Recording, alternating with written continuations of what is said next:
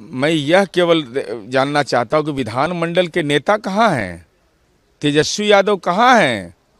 आकाश में, पाताल में, पूरब, पश्चिम, उत्तर, दक्षिण विधानसभा में, विधान परिषद में, 10 नंबर में, 1 नंबर में कहीं तो होंगे। उनका लोकेशन क्या है? अरे ये बहानाबाजी है केवल।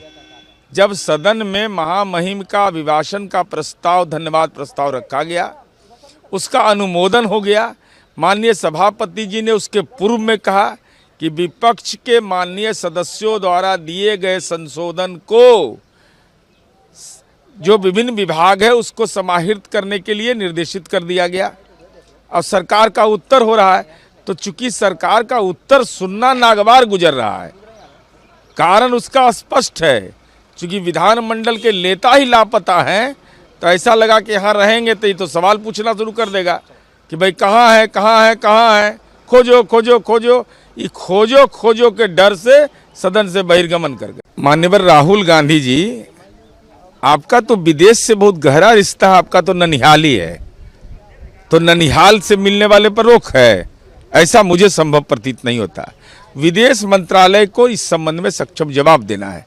लेकिन मेरा सवाल राहुल जी से है कि आपने उस परंपरा का निर्वहन किया है क्या? वह दौर आपको स्मरण है? आपकी याददाश्त ठीक है इस मामले में कि देश के दिवंगत प्रधानमंत्री राजीव गांधी जी आपके पापा थे और श्रद्धेय अटल बिहारी वाजपेयी विपक्ष के नेता थे। कैसा बेहतर संबंध रहता था कि विपक्ष के नेता संयुक्त राष्ट्र संघ में भारत का प्रतिनिधित्व करने के लिए गए और आप ऐसे नेता विपक्ष के बने कि दूसरे देश में जाकर के देश की आर्थिक और सामाजिक नीतियों की आलोचना कर रहे हैं। अब विदेश मंत्रालय ही बताएगा।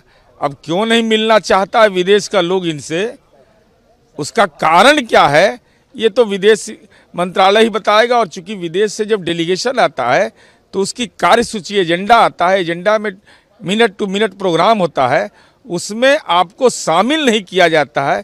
यह पीड़ा आपकी हो सकती है, यह देश के नागरिकों की पीड़ा नहीं है।